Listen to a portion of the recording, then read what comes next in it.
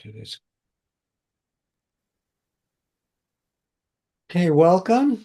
This is another in our ARV Learn by Doing, and we always start with a topic um, related to consciousness. Today, that'll be emotions, consciousness, and eGARV. And here's our agenda. We'll talk about emotions, consciousness, and eGARV, including the eGARV stats through the end of May. Then um, we'll actually do an eGARV prediction for a roulette spin. So consciousness can't be defined really because it's the most fundamental thing there is. We always say consciousness is fundamental. But you know what? Emotions are right there.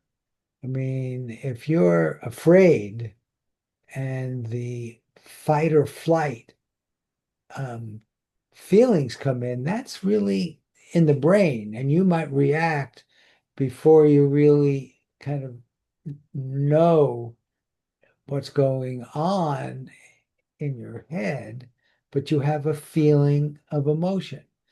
And it's at that level, the deepest level with consciousness.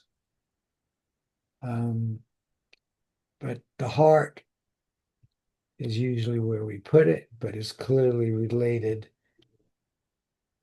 Okay, so now I maintain, and I think you'll understand this, that eGARV, which the E stands for Ed May, we're using his model. He was the one who came up with this idea with no displacement.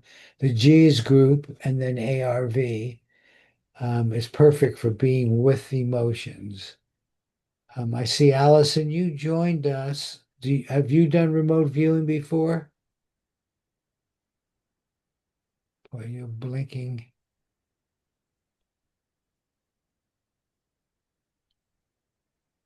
It only matters because if you're a newbie, I'll do some things somewhat differently. You can put it in the chat box or let me know. Okay, now eGARV is really a perfect place for being with your emotions and using them to improve your ARV performance with eGARV. Now, positive emotions are very valuable in the generation of your transcript and your positive feedback. That's just like regular remote viewing, where you generate a transcript and then you have feedback. But in eGARV, we really play up the positive feedback, as I'll describe shortly. And the tasking is the same. Describe and or sketch your, and then you get a coordinate or target reference number photo site. Kind of classical for RV and ARV. But ARV has the feature of getting a hit, a miss, or a pass. And watching your emotions um, and first watching them, being mindful with them is the most important thing that you can do. Um, and, why is the hit so much better than the miss or pass? You sort of know that because that's what you want. You'll get a better score. But how important is that to you?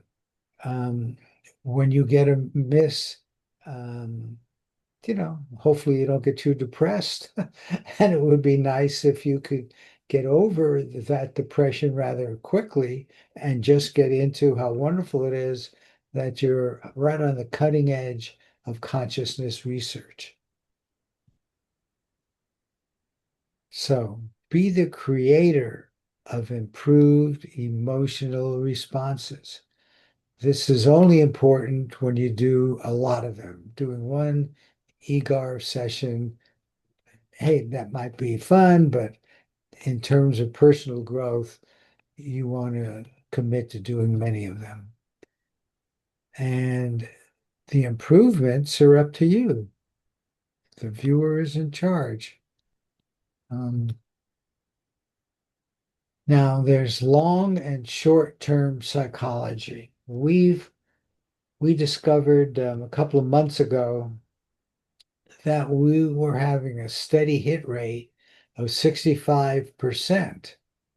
And that led us to the impossible dream of doing 1,000 of these and maintaining that. Now, 65% with a 50% hit rate is quite good. Um, it's good for those who are just exploring their consciousness because they get more hits than average, and those who are wagering. 65% is good for them as well, as long as they wager wisely. So we still have our impossible dream going, and let me show you, and in fact, maybe give you in the chat box the two references which go into this in more detail than I want to do now, but I will give you a pretty good summary. Can I get all of this in? And the key element is it removes, I think I need to,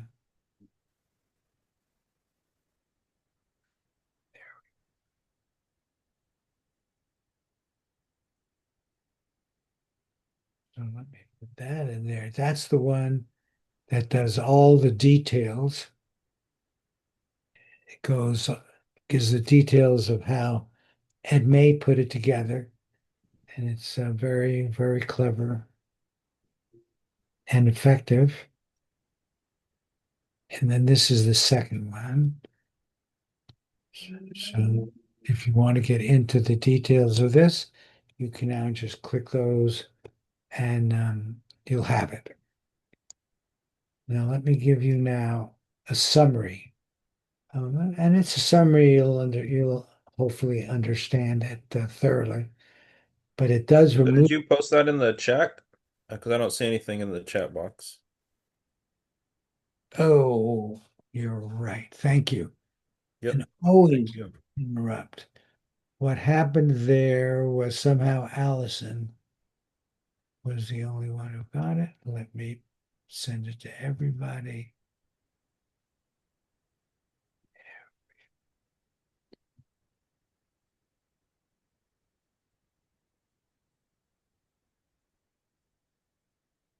Okay, so I can now take it here.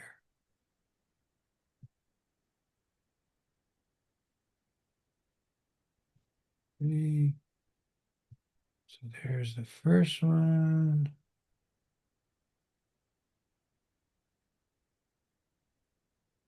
You got that? I didn't get the first one. Yep. Okay, good. And here's the second.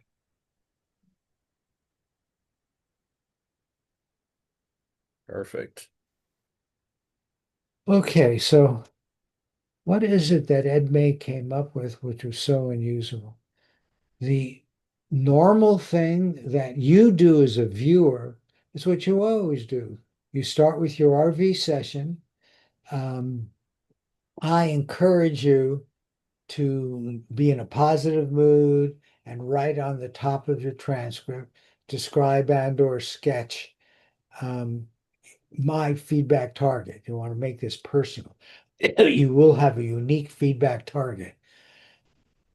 And then always do feedback. And we really emphasize what we call positive feedback. But that's the same as you always do, right? You always do an RV session and hopefully you get an ARV, you always get feedback. Um, and then you do your feedback session. What's different is he has about 300 photo pairs that he chose that, in his opinion, they were different. Okay. He then had 30 people go through each of those pictures and using what he calls fuzzy set analysis, they could give a score between 0 and 1 with this sliding scale of 24 possible. Now, these are more like AOLs or gestalts. In other words, red is not in this list. I will tell you water is in this list, but water by itself is not enough. That's why it's more like a gestalt. Is it there are lots of different kinds of water. Is it a lake? Is it a river? So when you do your remote viewing, you have to go up to that level. I think that's like level 3, stage 3, where you do get some descriptive words for what's going on. Now, I'll judge your transcript.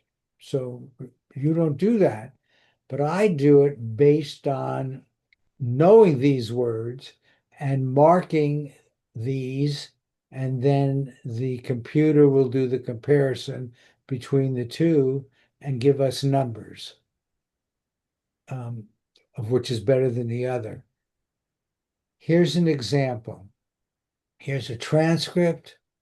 Um, Notice it's a good RV transcript, got mountains, snow, cliffs, hills, but notice where there's water here, water I didn't mark. Water by itself is no good.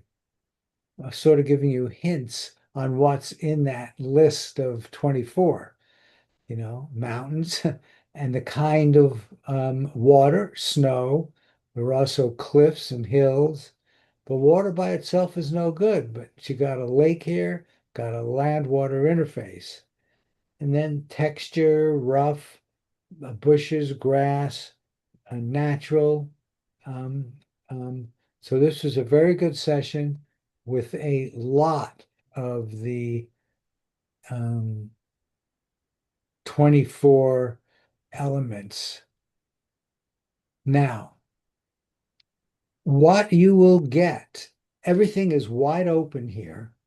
What you will get after the judging, and when we talked about a simple approach, this is all we really need to look at is the day of the week, which corresponds to one of the groups. Monday happens to be Pegasus. There's a date.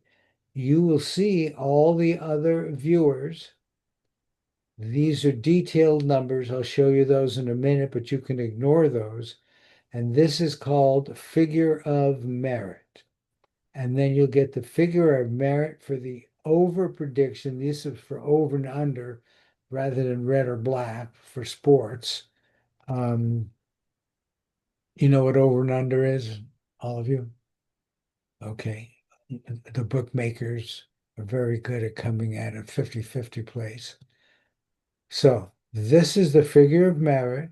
You could look at yours, but in terms of the group, remember I said we have group predictions at 65%. We are using green, which is what he used as what he wanted his individual, and he did this one viewer at a time, 0.45. That's close enough to 0.45 that I made it green, 0.57 is over. But also I have an intermediate one, which is yellow. So I'll make a group prediction with one green or two yellows on the same side. Here, this yellow is weak. It doesn't count really because it's going along with the green. So the prediction here is over. Here's the game. You can always see the game and when it starts. And then the group prediction is shared with all the viewers. An email will go out with this to every one of these.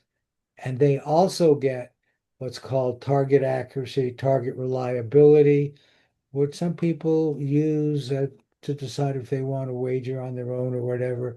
I'm not going to go over that. That's what those references are for.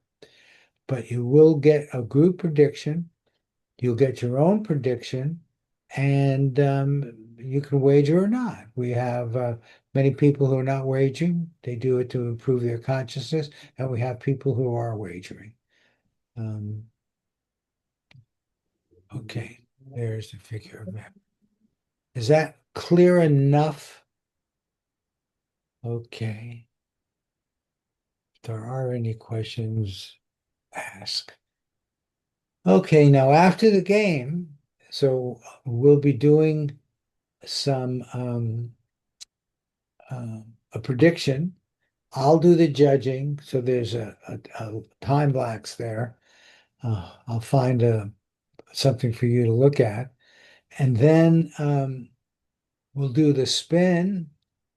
And after the spin of the roulette wheel, then we'll know whether it is indeed red or black. And we put green in with black just so you can always get a prediction. So it's red versus green or black. So it's binary. And then you'll get your feedback. And you're going to see this again. This is just so important. You get to circle or mark the matches on your transcript. So that's always fun.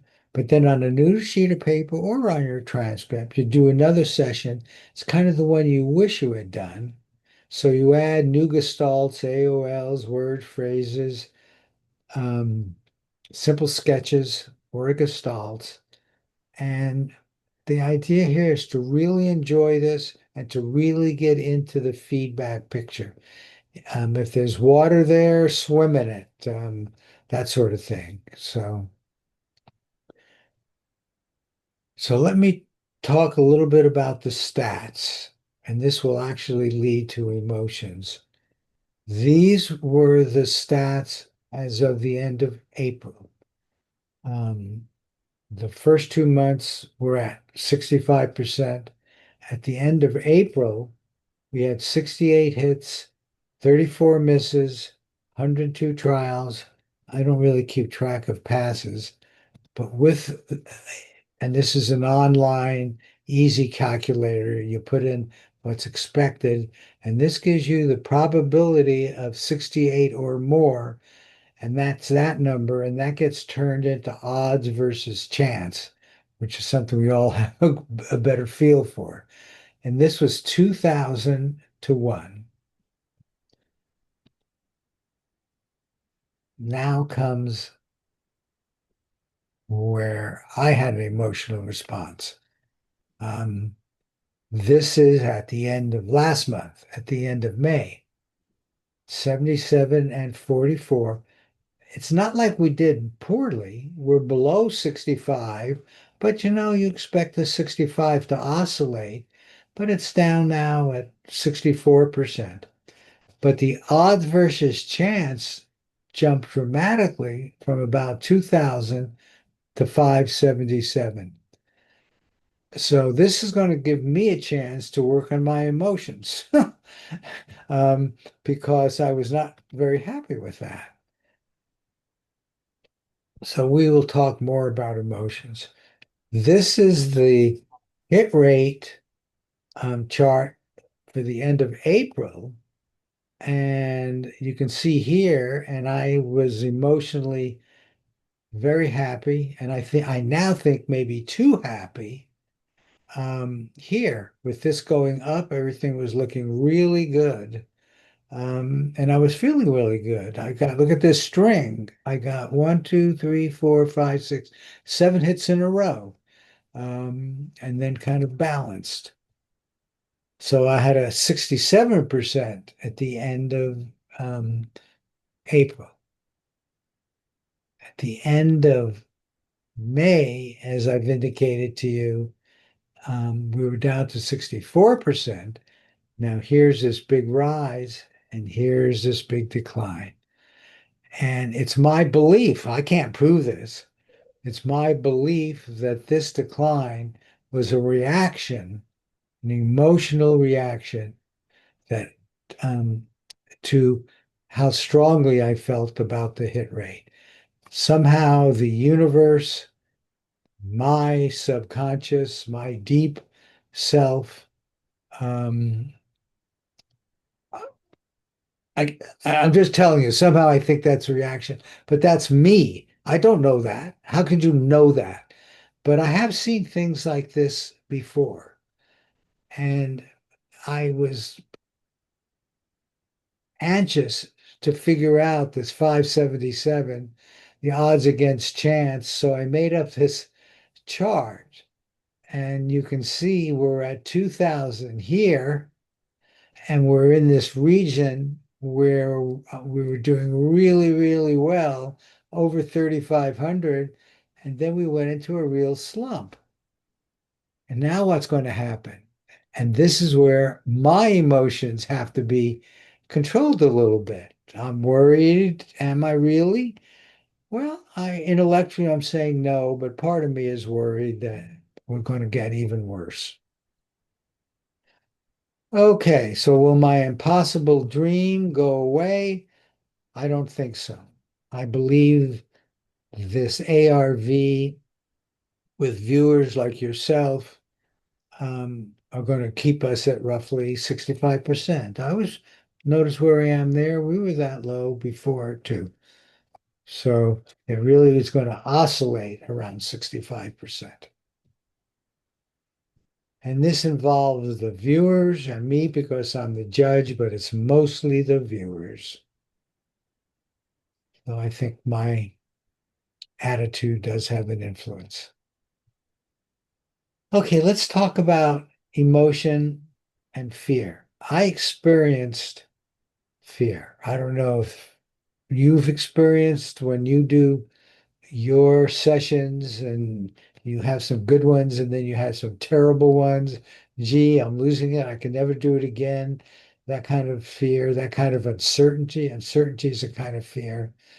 Um, Fear does seem to be at the core of many, some say all, but let's say many negative emotions, whether it's anxiety, anger, jealousy, or even sadness. Often these feelings stem from a fear of loss, failure, rejection, or uncertainty. I felt both of those, a sense of a kind of failure because I wasn't doing as well. And it was it's silly. Intellectually, you could talk yourself out of it, but the feeling was there. And there are other examples: anger, jealousy, sadness. What's recommended by people who look at this is what's called mindfulness. Mindfulness is the practice of being fully present and engaged in the moment without judgment. So when I was feeling um, my negative emotion, like, gee, I'm a failure. This is never going to work again. No judgment. Just be with the feeling. There was a feeling there, and that feeling is real. That's consciousness. And so you just be with the feeling and focus on your thoughts, focus on the feeling, surroundings with awareness rather than distraction. So the context I'm talking about, when this comes up again, I'm just focused on it. Oh, okay, there it is again. And then I go on. Psychology today describes mindfulness as a way to counteract anxiety by shifting attention away from the fears of future towards the present. It helps rewire the brain to savor the moment rather than dwell on unnecessary worries. So when they come in, you don't dwell on it. Yes, you acknowledge it. And you say, there it is. And how marvelous that I can be conscious and be experiencing this. So, this is the bottom line suggestion that I got out of all of this. Whenever I put these together, it's for me as much as it is for you. Savor eGARV, positive and negative emotional moments, as consciousness is fundamental moments. So just really, really get that consciousness is fundamental. You can't get any deeper than that. And here you are, conscious, aware of these moments. So, again, just to summarize, savor your eGARV emotional moments as consciousness is fundamental moments. And there you are down at the absolute fundamental level of consciousness. It's marvelous. Okay, so that's the presentation. Um, Questions, comments, including any negative ones, work. Okay, so I'll assume that you got this. Um, and now let's make an eGARV prediction. So the tasking, describe and or sketch your feedback target, but I always recommend making it personal. Describe and or sketch my feedback target. So we're going to be doing binary roulette, and that's because we can get relatively fast feedback and do positive feedback in this one webinar. Okay, so I think you all know roulette table. We're going to be predicting whether when we spin the ball it's on red or black, but then this pesky green goes with black. So it's red or black or green. Okay, so the viewer approach, you're going to do your RV session. Write your intention and feel that intention and enjoy that you're having that intention at the top of your transcript. And then we'll be doing positive feedback, which I believe is critical.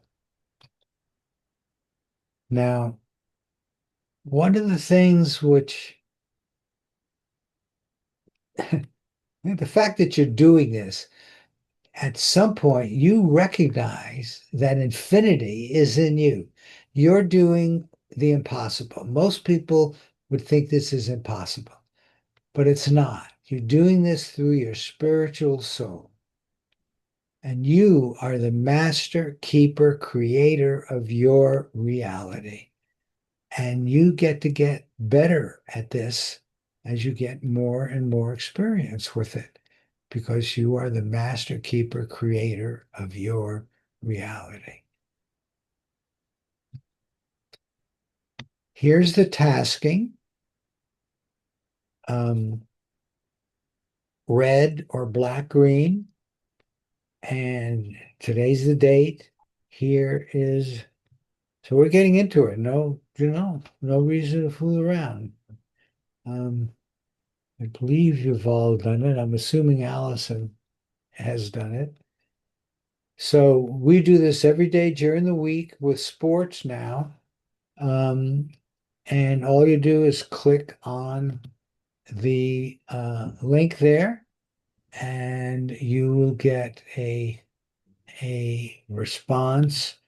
I am going to click, it's the same thing here, but to make it hot, I just had to put it here for PowerPoint. So when you click on that, and you can see how easy it is, it's one click away from getting this page, and I'm going to put this here.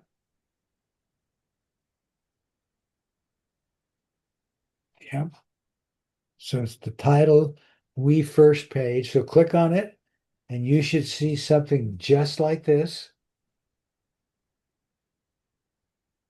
You do? Okay. So everybody's computers are working. And then you put in your email twice. I need to have the email to know where to send the feedback. So put in your email twice, and then you click here, and you have your coordinate. So we made it as user-friendly as possible. You click there, and there you go. So each of you has your coordinate, put it on the top left of a blank sheet of paper. That's what we usually do. There's some meditations there. We're going to be just using Spindrift, but there are other meditations you can use. Um, so you're now set. And I'm only going to say a few more words because I believe the viewer is in charge and they know what to do. I used to do a lot of more motivational stuff that I'm doing now. Here's my motivation. Let's do it. Drop your thinking, drop your ego, listen to your deeper, higher self, veer your subconscious.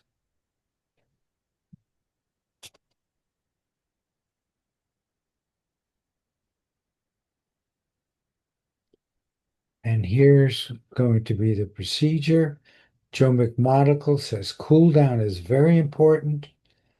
Um, he gets cool and gets in touch with the target, doesn't know how, he just does it. And then Tom McNair does a silent prayer to God.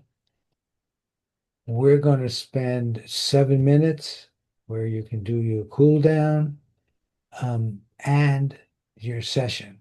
So 7 minutes for cool down, your session, whatever you do, this is your approach.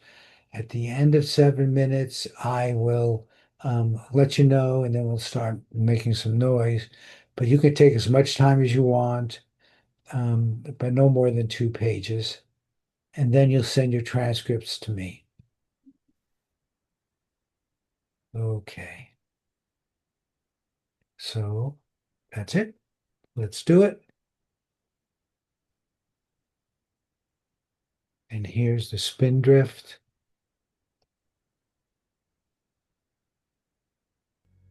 which is maximum.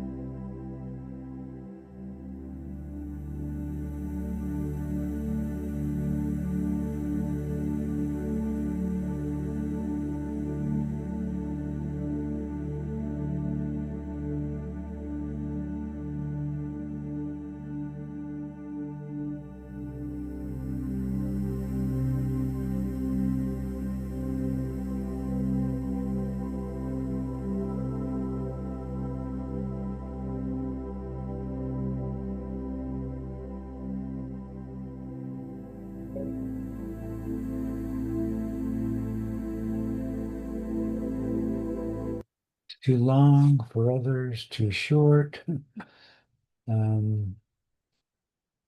But now send your transcript to me at marty@p-i-a.com.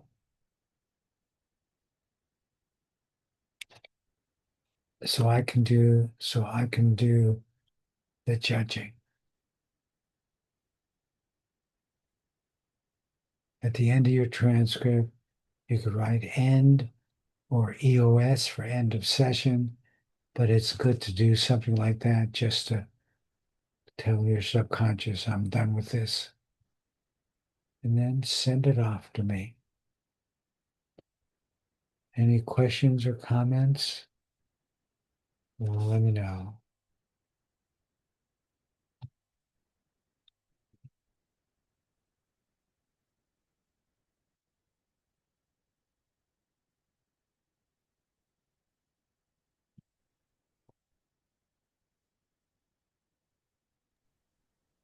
Hey, Marty, can you show your email one more time?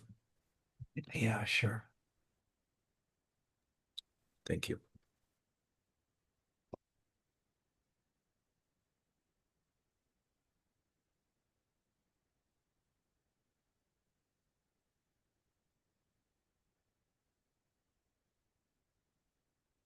Got it?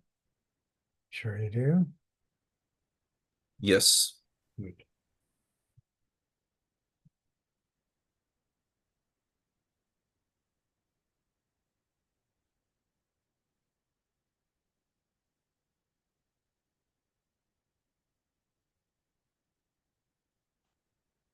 I think that's something of interest.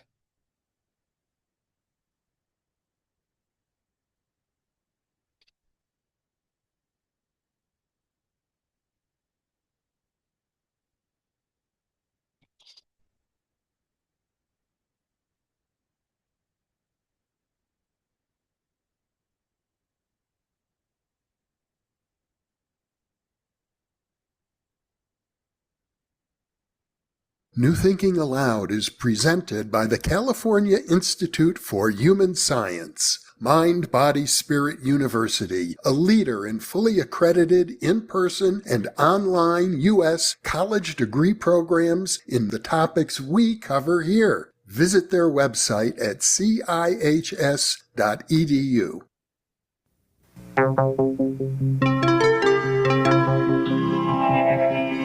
Thinking Aloud. Conversations on the leading edge of knowledge and discovery with psychologist Jeffrey Mishlove.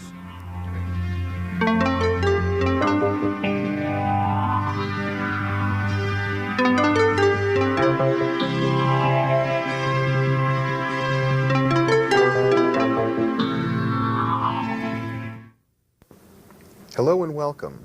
Our topic today is working with dreams, and my guest, Jeremy Taylor, is the author of a superb book on that subject called Dreamwork.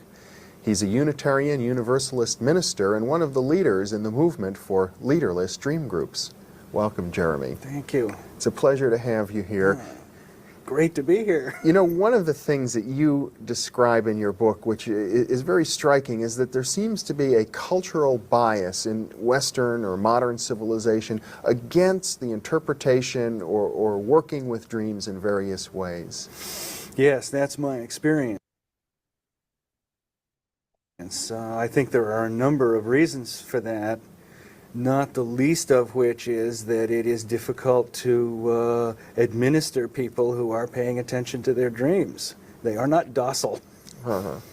One of the things that you mention is that even the traditions that talk about dream interpretation, such as Freudian psychology or the Christian, the Jewish, the Islamic religious traditions, they themselves have moved away from dream work. Yes, the evidence is very clear that all three of those traditions that you mentioned involved regular daily dream sharing in their early years. And my conviction is that what happened was that because the dream always comes in the service of wholeness, the dream is radically critical of any prematurely closed system. So as soon as those religious systems became, from my point of view, prematurely closed, as soon as they became rigidified and dogmatic, the dreams themselves began to criticize the authority structures, and the people in power, the bishops and the imams and the rabbis, said, oh, there isn't any way to distinguish between the dreams that are truly inspired by God and the dreams that come from the devil, so we're just going to rule dream work off the turf entirely. And unfortunately, the same thing has even happened, as you mentioned, amongst the Freudians. I think that's very strange, since Freud was the author of the interpretation of dreams, and one would think that dream interpretation is the very foundation of psychoanalysis. Well, I believe it is, but what appears to have happened is that the dreams themselves have refused to follow the rules that Freud said they ought to follow. So that as the spontaneous dream narratives of clients in therapy do not fit into the categories defined by the master, it has become easier and easier to ignore the dream and to say that the dream is too rich. The current Freudian rejection of the dream usually comes with rhetoric about how it is the royal road to the unconscious, but it's too rich and too complicated and too overdetermined, and that it's much easier to get at the core neuroses by word association and thematic perception tests and things of that sort. Mm-hmm.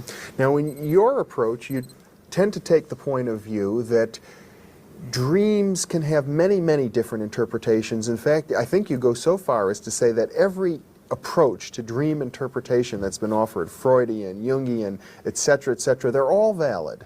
Yes, I believe that's true. I believe that there is no such thing as a dream with only one meaning, and that really the only way to make sense of the history of argument that has characterized the classical dream interpretation movements is to understand that every one of them has focused on some aspect of the whole truth about dreaming, unfortunately usually to the exclusion of all other aspects. My experience is that whenever any of those great dream theorists say the dream is about so-and-so, they are correct, and whenever they say this is all a dream and can never be about, they are in error. Mm-hmm. So, for example, every dream says something about our health. Indeed. Every dream has, you go so far as to say every dream has some kind of synchronistic or psychic or telepathic. I believe so. It may not necessarily be an obvious element in the dream, but it seems to me that since those synchronistic, telepathic, precognitive elements appear with such regularity, that it is reasonable to suppose that that potential, at least, exists in every dream, and that it may not be filled in with a particular piece of manifest content, but that it is always there in the same sense that all the organs of the body are always working, whether we're aware of them or not. The spleen is cleaning the old white blood cells out of the blood all the time.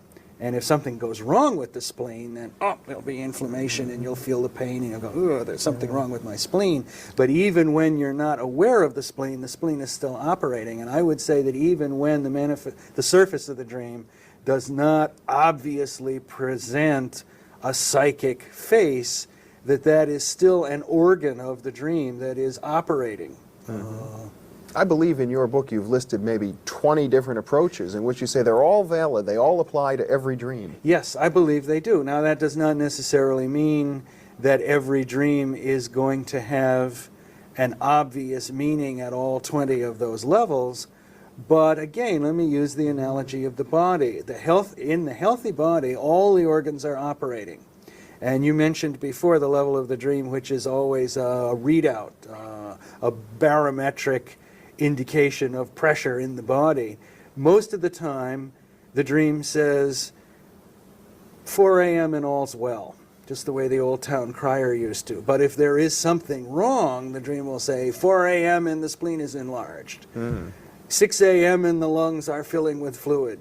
8 a.m. and it's time to get up and relieve the bladder. And that even at 4 a.m. when it says all's well, there's been a touch on all of those organs so that statement can be made. And I think the same is true of those other 20 or so elements that I think are always present in the dream, that the dream takes the shape it does passing through all of those levels. Now, some of those levels may not have immediate information to add to the manifest content of the dream, but that does not mean that they are not present. Now, the theme that you mentioned earlier is one that you repeat throughout your book, and it's the notion of premature closure. I found that to be a very exciting idea, that we, as I understand it, we sometimes conclude that we understand something. We have a system of thought which is complete in itself. It could be political, it could be religious, and this is Or what scientific. Or scientific. You call this premature closure, and that one of the things that dreams do, and apparently one of the most important, is to challenge us when we think we know it. Oh yes, oh yes. I think that that is one of the primary reasons why dreams have such a bad press generally, is that there is a certain amount of comfort to be derived from the premature closures that we make. We think we know it all, we think we're good parents, we think we have a relationship with God, we think we've got our political questions settled, and we don't want to be confused with any sort of issue that makes it clear that we haven't got it settled. And whether those confusions come from the headlines or from dreams, we tend to hold them at bay. But the dream comes always in the service of health and wholeness, of the best and most complete and most creative being that we can be. So whenever we close down prematurely in that fashion, the dream will then come out of the wings and show us a little dumb show about how it is that we have made a mistake, how we've sold ourselves short. You seem to imply that this is especially true in the realm of politics or social problems, that if we look at racism, sexism, the problems of war, or perhaps overpopulation, all of these things result from this concept of premature closure. I believe that they do, yes. It seems to me that the psychological mechanism which allows any human being to treat any other human being as less than human is a result of premature closure. And that the premature closure has to do with, first of all, the assertion, I know myself to my depths. I am human. I see something different in you from what I know myself to be. Therefore, you are not human. Therefore, I am justified in treating you as an object. But that is premature closure, because all of us have within us all the human potentialities, whether we choose to act them out or not.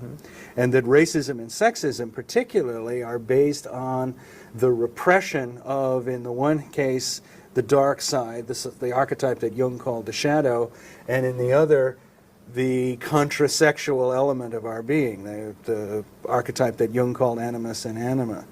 Masculine racism can clearly be analyzed in terms of denying those aspects of us men which are, quotes, feminine in a stereotypical sense, imagining that we do not have any of that hysterical emotionality that we're always accusing women of. And then as soon as a woman comes along and makes an emotional statement, we project that out onto her and go, woman is a lunatic. Here is yet another reason why women are not to be trusted. Here is yet another reason why we should put them on pedestals and not treat them as real human beings.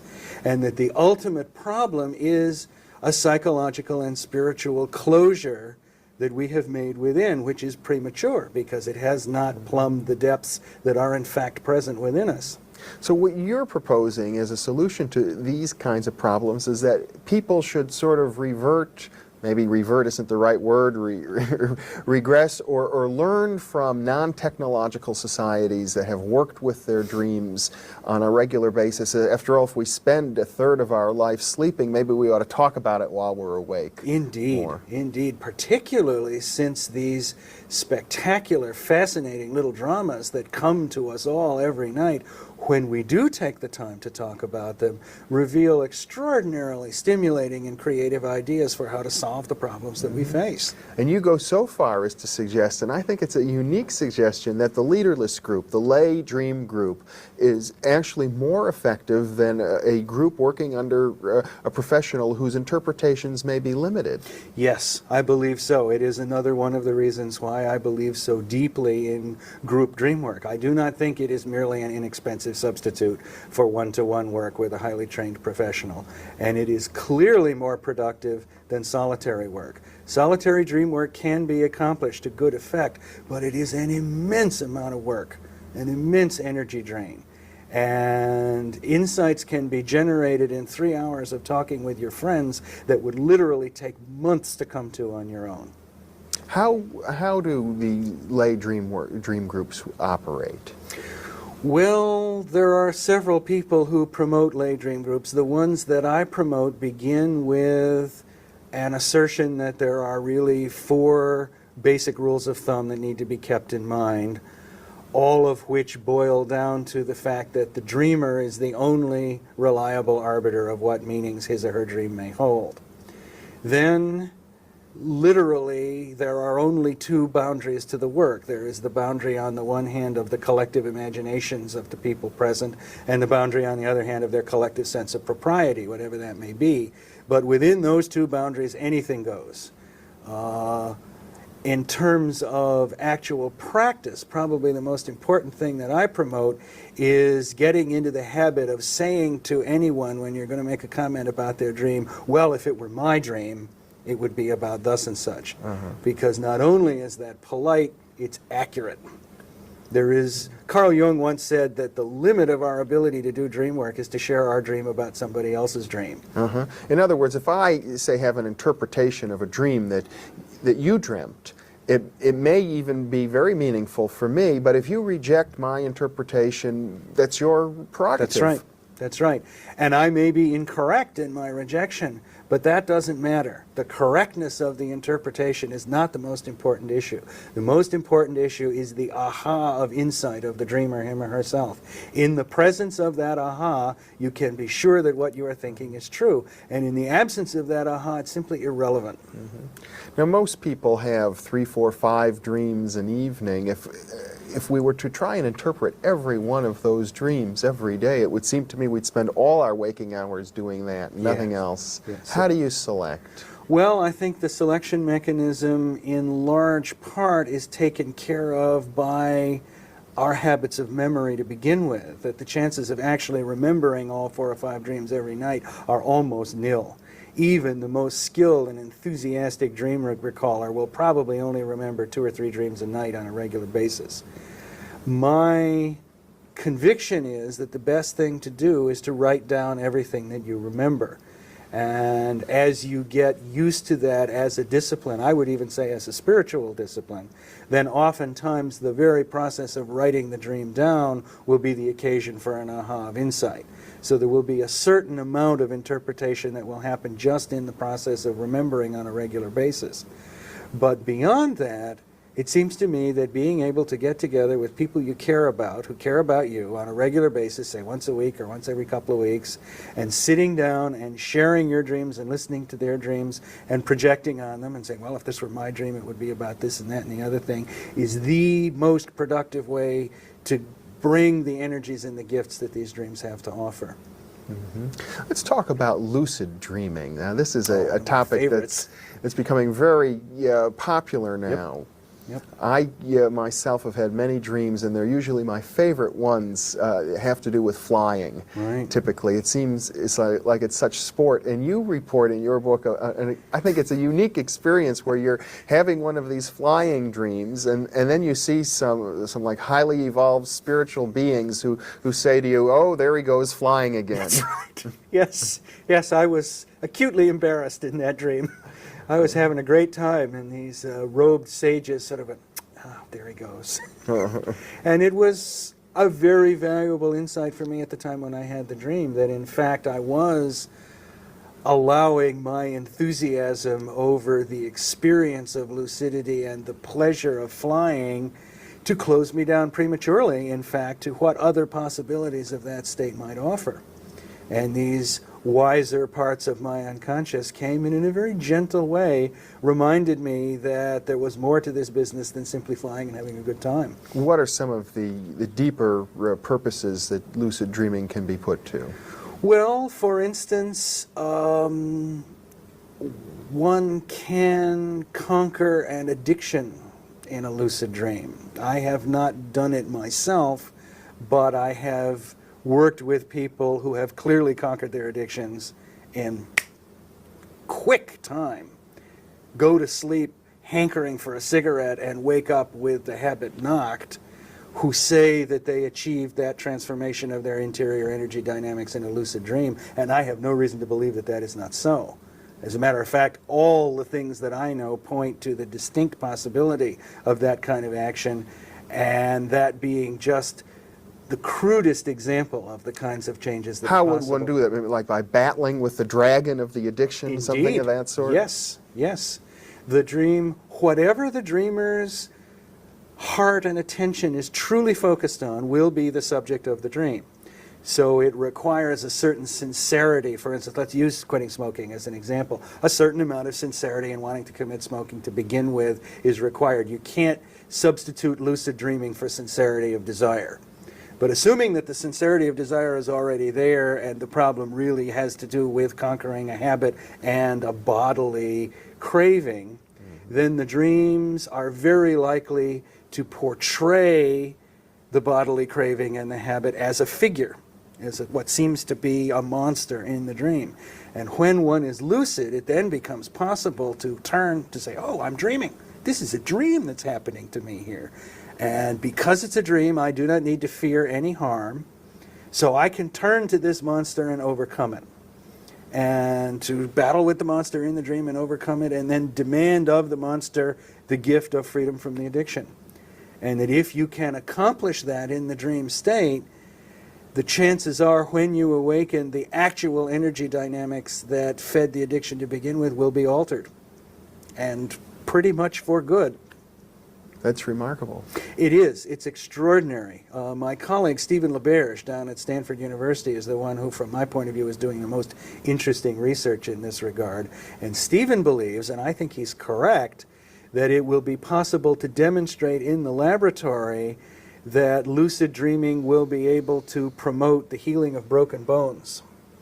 He plans to offer a program to people who come into the Stanford Hospital with broken bones in which he will train them to dream lucidly and then give them exercises to undertake in their lucid dreams to heal their bones, and then produce a statistical study with broken bone patients who are engaging in this practice and broken bone patients who are not engaging in this practice, and demonstrate a significant difference in the healing curve for the two of them. You know, I was recently in Greece and had an opportunity to visit the healing temples of Asclepius, the temple at Kos, a huge, enormous ruin. It was at one time vast, and this is where Hippocrates received his training in medicine. So using dreams as a form of healing is a very ancient art. Oh yes, oh yes. I too have been at that temple. That's very interesting. I had a vision at that temple. Let me just share this quickly. I had a vision at that temple that it was right on that ground where the caduceus acquired the second snake that twines around it. I looked across at Turkey and Halicarnassus and I thought, this is the ground where the two traditions of medicine came together, the battlefield surgery tradition and the homeopathic herbal tradition.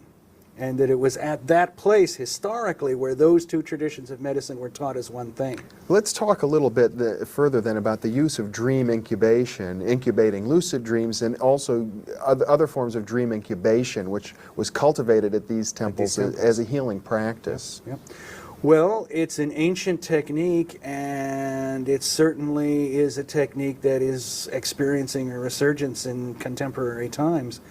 In some sense, we're incubating our dreams every night anyway. Whatever it is the dreamer is thinking about as he or she goes to sleep is likely to be woven into the fabric of the dream. So in some sense, we're unconsciously incubating our dreams just by how we act and live. And it is possible to take that already existent unconscious process and take some conscious responsibility for it. And as you go to sleep, you can say, I will dream tonight about X, Y, and Z. And in my dreams, I will find a creative solution to this problem that I haven't thought of before. And to repeat that intention over and over to oneself as you go to sleep, that is the incubation. Now, incubations can get extremely elaborate. My experience is that the more elaborate they are, the more they involve the whole body, the more likely they are to succeed. Obviously, in the ancient world, traveling to a monument such as a temple and sleeping there overnight in the presence of the god was, or the statue of the god was the way it was done at that time. Yeah, along with a lot of healing baths and purifying rituals. I mean, sometimes you had to hang around at the temple for weeks before the temple guardians perceived you to be sufficiently pure to actually go into the sanctuary and have the dream. And in later decadent times, in Roman times, it became possible to hire somebody else to have your dream for you. If you were a busy Roman businessman and had gout, you could send a slave off to one of the Asclepian healing centers and instruct the slave to have the dream for your cure. Well, let's talk a little bit more about lucid dreaming. How does one incubate a lucid dream as opposed to a regular dream? Okay, there are any number of techniques that work. The one that works best for me comes from Carlos Castaneda's work. When Don Juan is instructing Carlos about how to become a true warrior, a true magician, he makes the point that unless you have self-control in the dream world, you will never achieve self-control while you are awake. You'll never be a real warrior.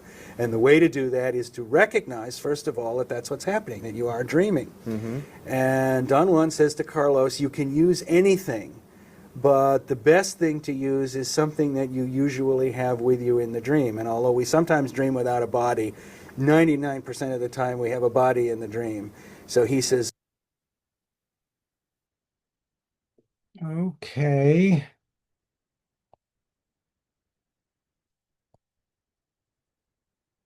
Let me bring this over. Oh, you may want to listen to the rest of that. I don't know. It's pretty interesting. Um, over is this.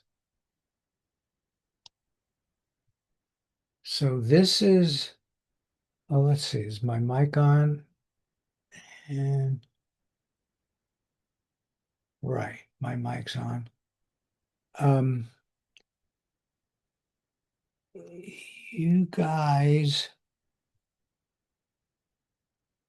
hopefully you enjoyed that. This took longer and a little awkward to do it by myself. It's better with another person. But here it is. And here's the figure of merit. And Simona got a 0.71, which is very high. And all you need is one of those to make a prediction. And Ray, your figure of merit was 0.25. And clearly that's the direction you were leaning on. But the group prediction, well, so she went red. You passed, so I put nothing. And then the group will be red. Again, this is the, what you're seeing here is the bottom of what indeed is the database. I used to do databasing in the cloud, and you know what? I found that Excel was easier. So, and this is roulette spin. So let's go there. And let's do it. So we're now ready for roulette. And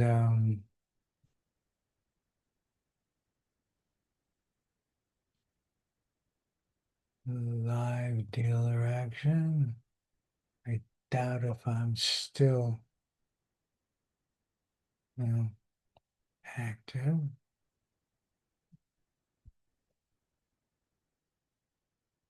Oh, it looks like I still am. Okay, good.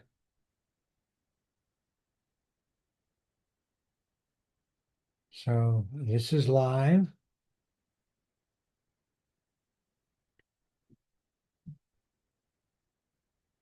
Okay. I don't like to be rushed in placing the bet.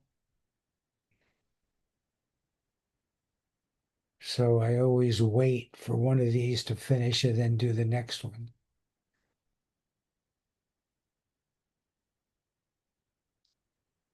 We're going to do a red.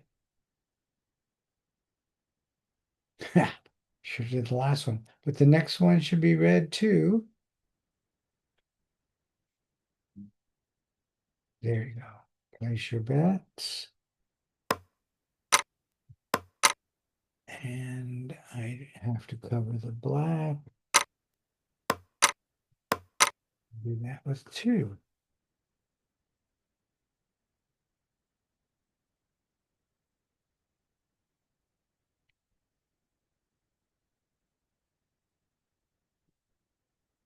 You can get sound.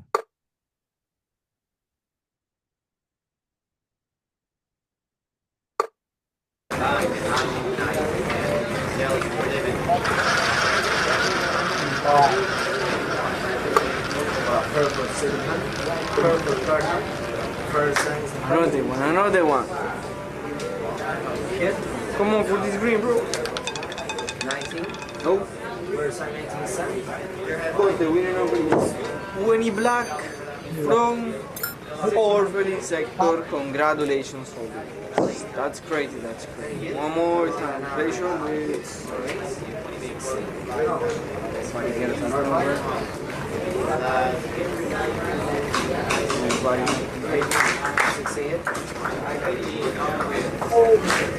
Burn out 20. Burn out 20, sending us. Burn out this one for the rest. We can't hear you, Martin. What was the result? Oh, you could black. Okay. So I lost about $52. I put 50 on red and 2 on black to cover that. But I'm just rationalizing now and saying that when the wheel was there, where do I?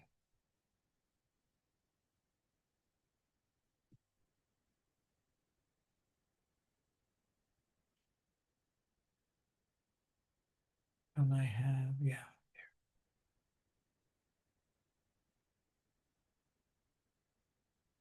When the wheel was going around, maybe you weren't paying attention, but it did say place your bet and it was on red. But my protocol is to wait and do the next one because sometimes you could be rushed or whatever. But it was red long enough, place your bet. I thought about doing it, but then I didn't. So this was a miss. And this is a miss. And okay, so now we need to do the next step is feedback. And I will send feedback to each of your emails, and you're welcome to wait or not. This thing will probably finish first before I finish, but Look at your hands, and look at your hands while you are awake several times, maybe once an hour. Look at them consciously and say, when I see my hands in my dreams, I will remember that it's a dream. So that the habit pattern gets built up of looking at your hands and saying, oh, this is a dream. And sooner or later, if that incubation practice is carried out seriously in waking life, the lucidity will come spontaneously. At some point in an ordinary dream, you'll catch sight of your hands and you'll go, wait a minute. Oh, this is a dream. Right, yes, there are my hands. I see my hands. This is a dream. My body's actually asleep in bed. Oh. And at that point, you can do anything. That's one of the things that's so extraordinary about this state, is that if you want to, you can say Shazam and turn into Captain Marvel. And if you want to, you can address the dream and ask for a creative solution to some life problem that you have, or you can turn to the dream and ask for a song or an idea for a novel or a symphony or a way to bring world You know peace what? You nonviolently. guys are There is hearing no me, right? limit to what can be asked Just- for.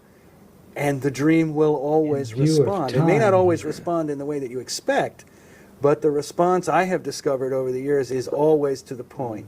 How common are these lucid dreams? I mean, do you practice it daily? Or? Oh, no, I don't even think Stephen practices it daily.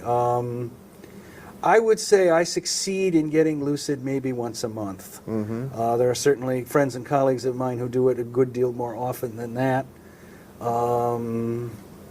I don't think the frequency of the experience is necessarily as important as what you do when you get lucid. For instance, if you only had one lucid dream a year and were really able in that moment to gather your wits together and ask the most important question for your life at that moment, it would probably then take about a year to manifest the creative energy that was made available to you in that moment.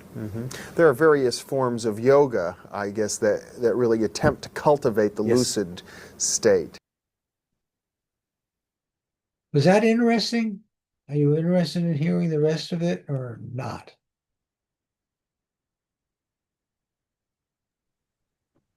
Yeah, it was interesting. Can you give us the link? Yeah. Maybe we can listen I guess you're some other time. almost done. So let me do that. Let me give you the link in the chat.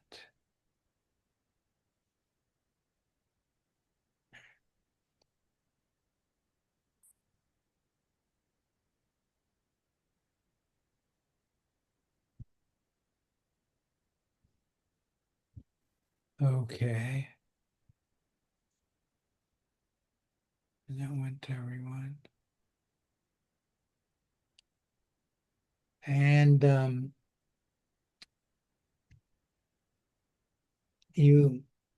this is your feedback. This is the one for black, green. And rather than going through and putting it in an email like this, I'm showing it. I will do that, but I want to show this now. Mine? Yeah, that's yours. Okay. Okay. I think you can remember it. And then I'm going to do the same thing for Ray. In fact, there's no reason I can't leave them both up there. Ray, this was yours.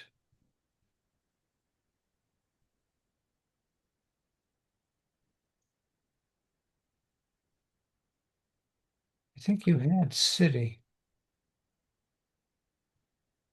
but you also had like a volcano, Yeah, I did. I had a few different things.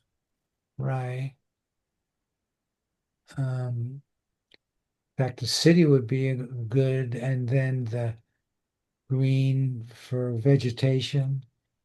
And then I don't know if that's a lake or the ocean, maybe the ocean. But you can see it's got that kind of things. So I hope you'll join us um, in doing this. And if you want to be put into a group, one group is free. Just email me and let me know. Yeah, I will. Which group is the sports group? Is that the one on Fridays, or does every day do sports? Monday to Friday are all sports. Monday through Friday. Awesome. Basketball, it's getting into the playoffs, so they do things on weekends now. And so if it's not Is it that, sport specific? no, it's just I like sports. Yeah. And I do it in the morning. I don't really like sports, just easy, the over and under. I mean, I don't dislike sports, but it doesn't matter. Um, but I do the over under, and it works out very well. People give me their prediction by 7 in the morning, and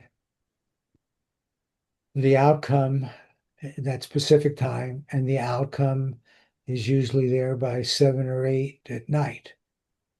Why don't you just pick two groups for me? Like say maybe one on Tuesday and Thursday Okay. if you do sports every day. Then you have to become a member. Um, $65 to become a Are you member. there? You're breaking up. $65 to become a member. But then, Hello? hello, hello. Hello? You're breaking up a little bit. Uh, you don't like the $65 to be Oh, is that what it was? It to said, be a member? It's $65. oh, Um, got it. Okay.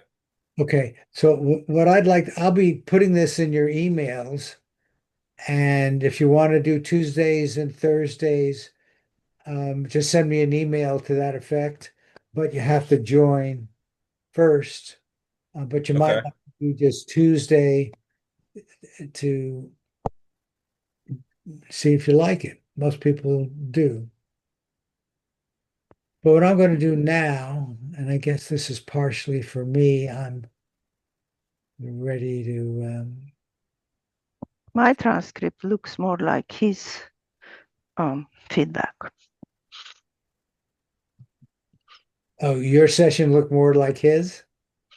Yeah. Oh, that's interesting. Well, I wish you would have gotten a hit for obvious reasons, since I do always wager over the long term. So at 65%, are you up money? Yeah, at 65% you go up money and you go in streaks. The way I do it is I do 10% of my bankroll. Oh, wow. Um, was that a lot? I would say, yeah. Well, that's what I do. Then the bankroll goes down and the betting goes down. If the bankroll goes up, the betting goes up. Sure.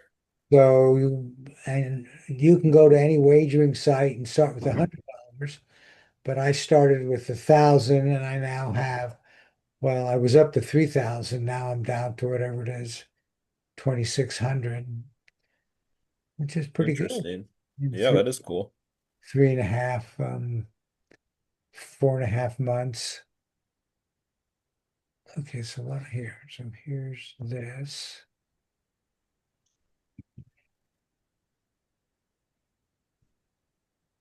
Okay, so now you guys can do, we did this, and then the positive feedback. Um, and some people actually prefer to do it from memory, or you can wait until you see the transcript. But one way or another, this is very important. This is where you learn about the impossible. You learn about yourself. So you get an A+ for doing this. And the protocol is simple, but very important. It's important to do it whether you get a hit or a miss. You circle or mark um, on your transcript what you got. So Ray, you of course would do the cities, um, and I don't know, Simona, you usually put enough that you probably got some matches. Um, but then what you want to do is on a new sheet of paper, because that one may have too much, you might want to do a new sheet of paper. And on that one, do the session you want and do it happily. Add the words, add sketches um, that highlight the gestalts, the AOLs that you know were the ones that were chosen by the people that judge this. They're in the computer. And enjoy this.